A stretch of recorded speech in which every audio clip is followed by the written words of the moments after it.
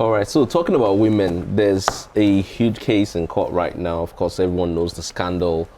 P. Diddy is in court, and of course, Cassie over the last 2 days has also appeared in court, and many questions have been fired left and right, and we need to dive into it. A lot of people have said, if you're following the story, Cassie gave her side of things, and she was cross-examined yesterday, and a lot of people are saying that isn't she supposed to also be held accountable for some of the things? And has she really accepted the fact that while all of this was going on, she had a choice? Do you guys agree with that, school of thought, that she had a choice and she could walk away from the situation there and then? Or she was actually afraid and she couldn't do anything? It's not going to happen.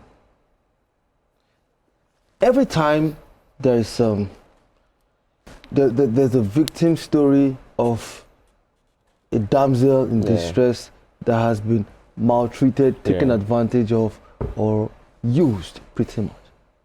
It's a catch. Yeah. Irrespective of if there's a flip side to the story. And this has been on for 30 years. And you have a situation where those that have benefited from it back then have transcended that information to those growing into nurturing, and it's transcending into the next generation also. So there's a psychological platform where for lack of a better word, the gender war plays. And unfortunately, it is only the men that are not aware that there's gender war. The women have known for 30 years and they've built armies, which is why. It's more like because they're the ones fighting. So unfortunate. So the thing is, as much as a lot of times women seem to be the one who are in the victim position, and it's a narrative that always sells. But the truth of the matter is that it is the men that fall for the same recurrent circumstances every single time over the past 30 years. Okay, so let's circle back to the details of the case. We all know that, Dek, you've been to a few freak-offs. But we'll not start with you. You've been to a freak? Yeah, it's been to a few freak-offs. What am I doing? I'm going to go straight to Hold on. Yeah. Has it been to a freak-off? What's going on here? I need to know what I'm doing. Let's start from there. Have you been to a freak-off? What's going on here? Which freak-off? I don't know what you're talking about. Because Metallic has no freak-off. The worst thing a man can do is, if you're accused of something and you're silent, it means a lot. Gang, yes, what's your thoughts? Here's the thing. Now, unfortunately for in Cassie's situation now, when you're in relationships like this, when you're in an abusive relationship, yes, in reality there is always a choice, but the choices are not that easy to make. There's a lot of psychological, mental, so many things, and it's not that easy. In that video that was shown, she was walking away. And he came to drag her back. Do you understand? So people make it seem like it she was faced different layers of abuse. It's that easy to leave an abusive relationship. It is not. It's beyond that.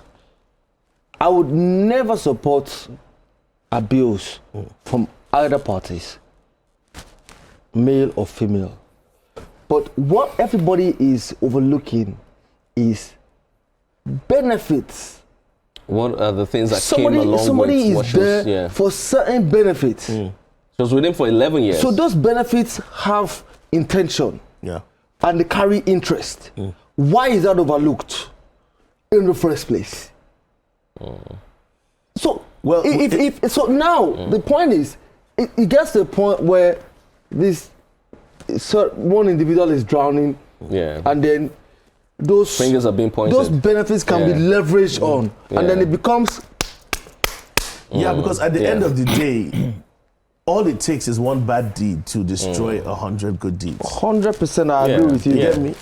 Nobody we knew when they were together with Cassie, even after she left, got married, and is in another relationship, and then this was brought back. Remember that video is from 2016.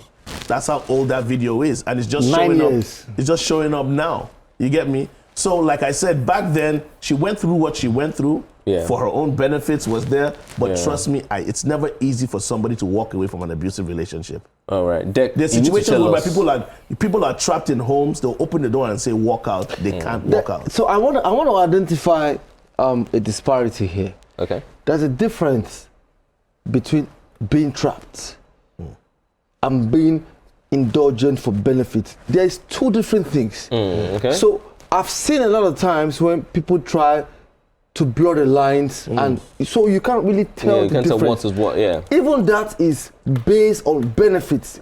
There's interest.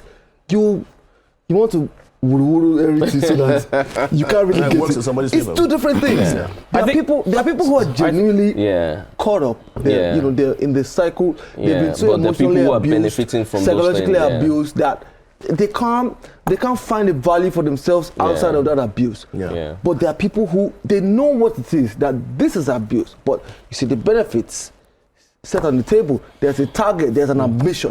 Why is that overlooked? All right, Titi. All right. Thank you very much. Yeah. I know you need to take your comment, Just- but we need okay. to take a short break. Okay, When we that's fine. return, you'll give your feedback on it. It's still the Black Table, the Ultimate Men's Guide, and we will be right back after the short commercial break.